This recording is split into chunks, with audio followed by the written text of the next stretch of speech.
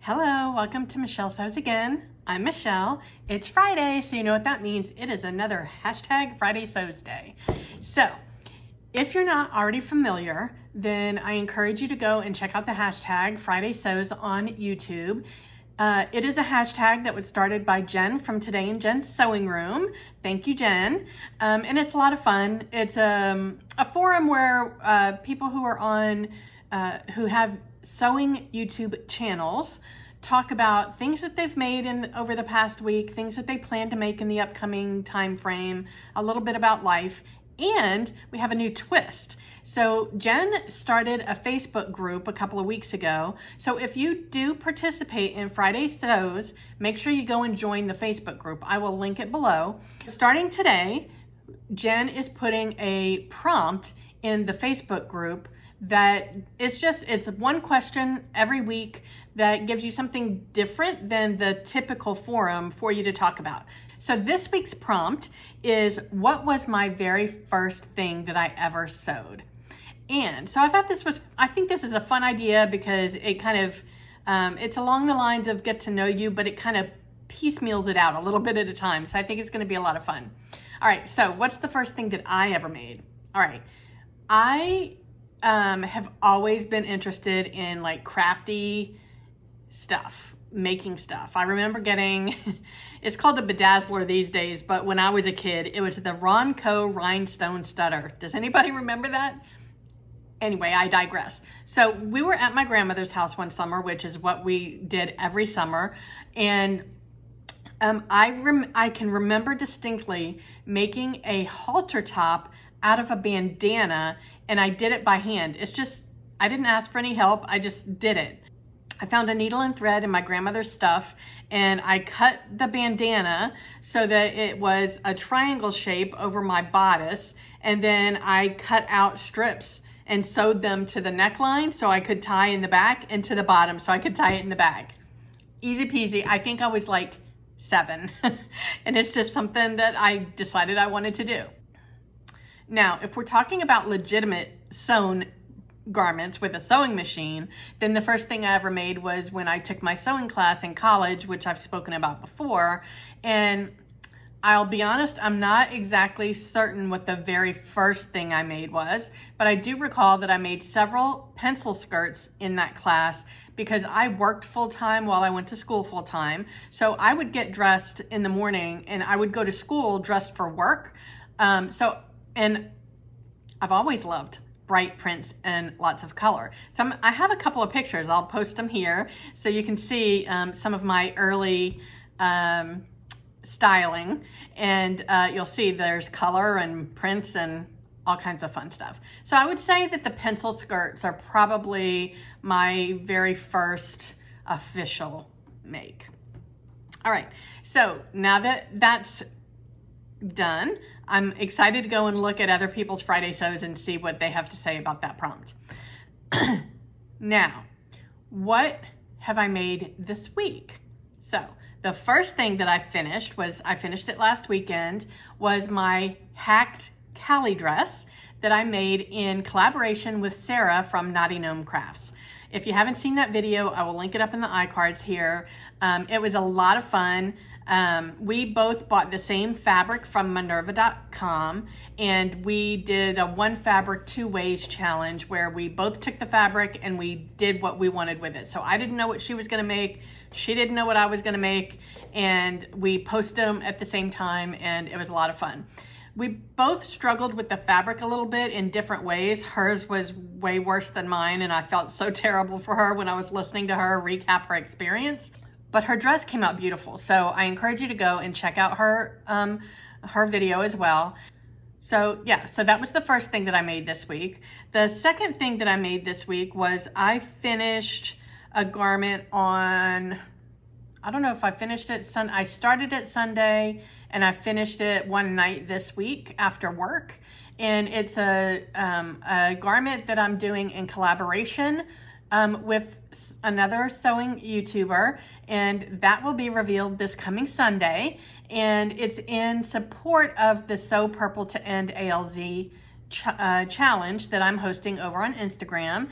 And the hint that I gave at the beginning of the month is that it is a YouTuber whose favorite color is purple. And she talks about her favorite color being purple all the time. So it was a natural fit that I reach out to her for So Purple to End ALZ. And that will be coming to you on Sunday at 10 a.m. 10 a.m. Pacific. No, 10 a.m. Central. Lordy. 10 a.m. Central, 11 a.m. Eastern. So watch out for that.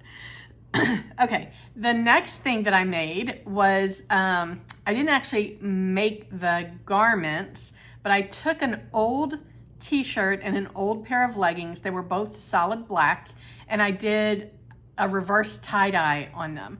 And it's just something, I don't know if you recall, but I had attempted a reverse tie-dye on some thrifted fabric that I bought on my Sewcation. And it was just a light chambray sheet, and the taking the color out worked, but when I went to add color back in, I should have just left it all tied up so that the removed color sections were the only pieces showing for the dye, and I didn't. I took all the rubber bands and everything off, and I just scrunched it thinking that the dye would only go in the white sections, and it didn't. It took over the whole thing. Now, I still think the fabric turned out pretty. It's just not what I was trying to achieve. So anyway, so I wanted to attempt the reverse tie-dye again. I love this set. So I'll post some pictures or video or something of me twirling up here. And I am gonna wear this as pajamas or loungewear all the time. I have about 20 pairs of those black leggings, and I'm gonna tie-dye all of them. Well, I don't know if that's true, but I might. You never know. I love it. And it's not stuff that I wear out of the house, so it makes me happy to look at it, so why not?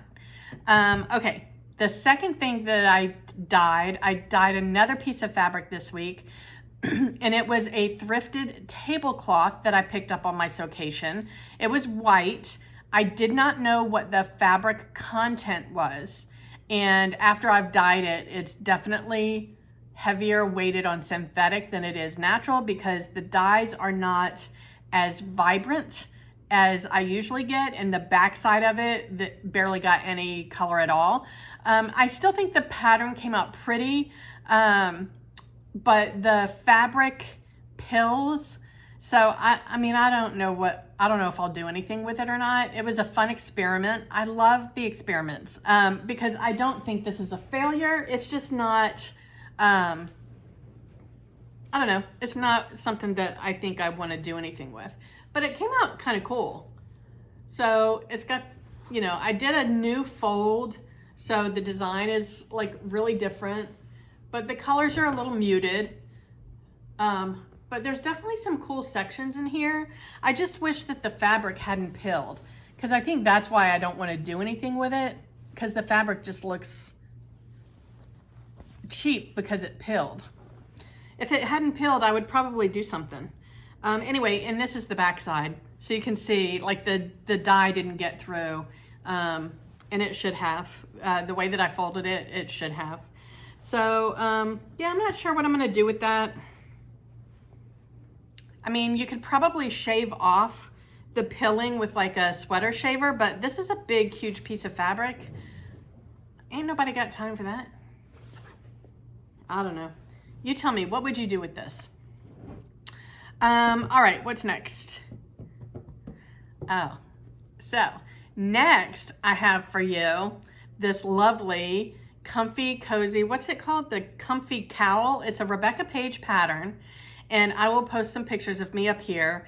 And I made this today after I got off work. I get off work on Fridays at 2 o'clock, and I cut it out. And actually, I cut it out before work started, and then I sewed it up after I was done work. And it is in this gorgeous, like lavender, super plushy.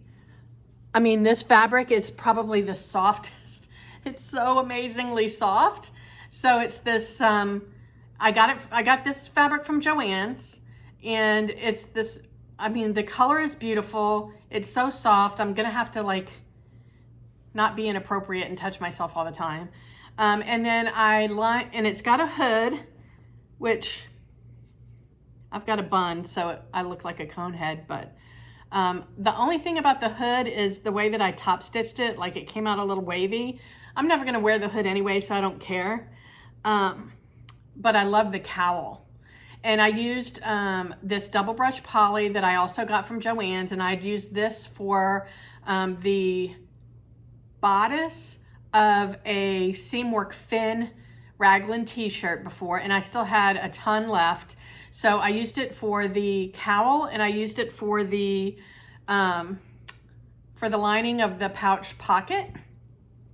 The only thing that I have not done on this top yet is I haven't hemmed it or put a rib on the hem because I wasn't sure what direction. I intended not to put a rib band on because I don't usually like those on my hoodies. I like just a straight hem on a hoodie. Unfortunately, this is shorter than I realized it was gonna be, and I don't like the length of it, so I'm probably gonna add a rib on the hem, even though I wasn't planning to originally. And I'll just, instead of making it cinch in, I'll probably lengthen a little bit so that it just goes down straight. But for the ribbing, I used this beautiful lush ribbing that I got from Miley May Fabrics, I think. And it's a discount code that I got from the Sew 70s challenge. I was one of the winners in July, and I got an In the Haystack pack for the month of August, and in the pack was a discount for fabric to Miley May Fabrics. And this is one of the pieces that I got, and it is just, I don't use rib knit very often. I've never done a rib cuff, so I'm very happy with how that came out. But this fabric just feels really nice. I'll put a link to it in the description box. But yeah, so I'm going to do a full review on this next week, so I'm not going to get into it in great detail. But I just thought, I bought this last weekend, and when I was going to make the top today, I realized that I needed a different fabric for the lining, and I needed some ribbing for the cuffs, and I just happen to have both of these in my stash, and how perfectly, it's like it was planned, and it wasn't. That, my friends, is a happy accident, per Bob Ross. Okay, so that's everything that I've made for the week. What is up next, you ask? Well, you guys know, you might not know, but if you've been watching me, you know, I change my mind a lot, especially when it comes to my knitting. So last week, 2 weeks ago, I mentioned that I was going to be participating in the Stephen West Mystery Knit Along. I bought yarn and everything. I started working on it. I was struggling a little bit. I watched the week 1 clue video, and I will tell you that if you enjoy learning new knitting stitches and really intricate designs, you should go for it, because the support that he gives on these mystery knit-alongs is amazing. The first week clue and the second week clue were both hour-long videos, and he went section by section teaching you how to do the stitches. So with that said, they were almost all new stitches to me. And to me, knitting is a different activity than sewing. Whereas sewing, I am okay, like digging in, learning something new, challenging myself, and pushing myself past my limits. Knitting is a relaxing activity for me. I want it to be something that I can pay little attention to. So while I might have to keep track of row count, I don't want to have to pay attention to every single stitch that I'm doing. And I'm not good enough to be able to read my knits and read a pattern and memorize the pattern and just be able to sit there, and I can't do that. So I saw the end of week 1's clue and I saw what it was looking like and I was like, I don't know. And after week 2's clue and a spoiler image of what week 1 and week 2 looked like together, I actually didn't even like it. And I'm not going to spend all that time making something that I don't even like. I would do that in sewing if I was learning something new and it was advancing my skills. I'm okay doing something that I won't wear, not often, but if it's pushing my limits and teaching me something new, I'm okay doing that with sewing. With knitting, I'm not, because that's not why I knit. That's my long-winded way of saying that I'm not going to do the Stephen West Mystery Knit Along. I've changed my mind, and just perfect timing. If you caught my collab video with Sarah, you'll know that she sent me some yarn that she spun by hand. You guys, that just blows my mind that she does that. And this yarn is just stunning. It's got so many beautiful colors in it. And what was very interesting to me is when I set it down next to all the yarns that I had chosen for my Stephen West shawl, all of the accent colors, not the primary yarn that I was going to use, but every one of the accent colors went perfectly with this. So I just ended up using 2 of those colors that I was going to use for the Mystery Knit Along, and I'm using them with Sarah's yarn. And let me see if I can show you how beautiful these look together. And I am making a shawl. It's called the Wishing Rock shawl, maybe. I'll insert a picture of the pattern photo image, and I'll put a link to the pattern below if you're a knitter and you're interested. But this one is my speed. So, and this is how far I've gotten, not very far. I just cast on, so you start with one color, solid, and then you mix stripes between, so Sarah's yarn is going to be the stripes for both halves of the shawl. And on one side, it'll be this orchid purple with Sarah's yarn. And then on the other side, it'll be Sarah's yarn and this rust color orange stripe. And then a tip of just the orange. And then I'll make tassels and it'll be fabulous. And I am learning a new stitch. So it's not just straight, it's mostly stockinette stitch. So it's knit on one side and purl on the other. Purls, knits. But I did learn a new stitch. I'm learning how to make one right and make one left. And that is an increase stitch.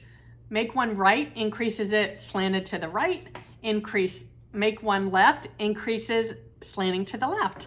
So I don't know if you can see that, but it makes that pretty like edge. All the while adding stitches and making the shawl bigger. So I'm excited about that.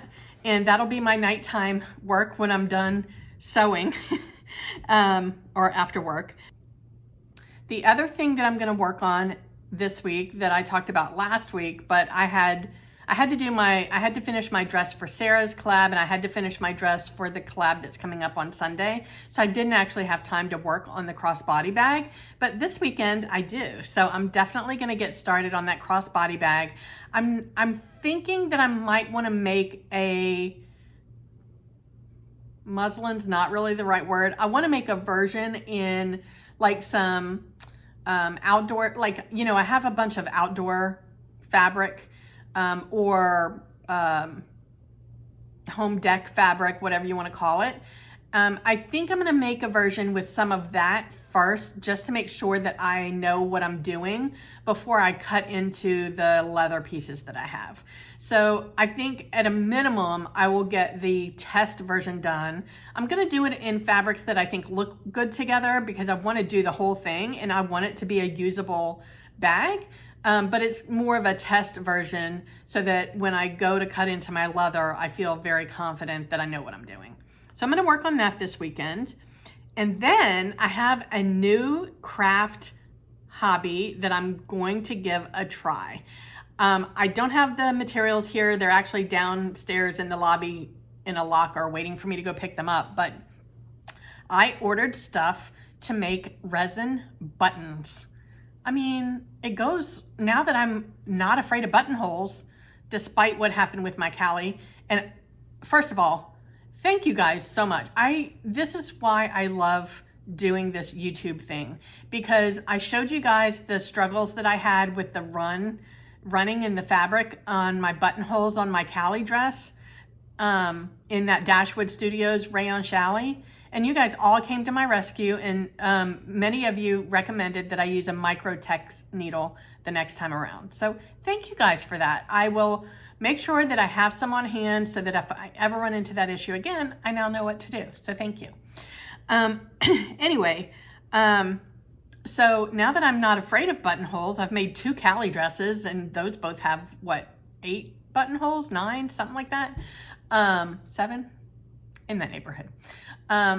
And I haven't really struggled with the buttonholes, so I'm definitely going to be making some things that I might have been a little bit hesitant to make before because I didn't want to deal with the buttonholes. So, and I don't like plain brown buttons or plain white buttons, or, you know, I mean, I have some, but every time I go to pull them out, I'm like, that's no fun. So I'm going to make my own. I bought some stuff to put in the resin so that I can zhuzh it up, and I'll be playing with that this weekend for sure. Actually, more than likely, I'll be playing with it tonight. So if you're not following me on Instagram, check out the link in the description box, because more than likely I'll be posting a picture of like try number 1. The thing about I'm using the UV resin, which takes like 2 minutes. It takes 60 seconds on each side to cure, and then it's ready and good to go. So I'll be making some buttons tonight, and they'll be ready for me to post on the Insta. So check that out. That's all that I have. I'm not overloading myself with plans. And so that's kind of it for what's next for now.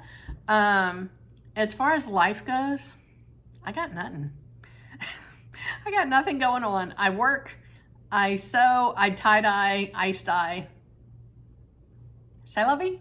So, yeah, that's about it. Wherever you are, I hope the weather is amazing. It is not here. It's been raining all day, and it's been yucky and miserable, but I hope where you are that the sun is shining. And I hope that you're able to get some sewing in. I really appreciate you joining me today, and I will see you next time. Bye.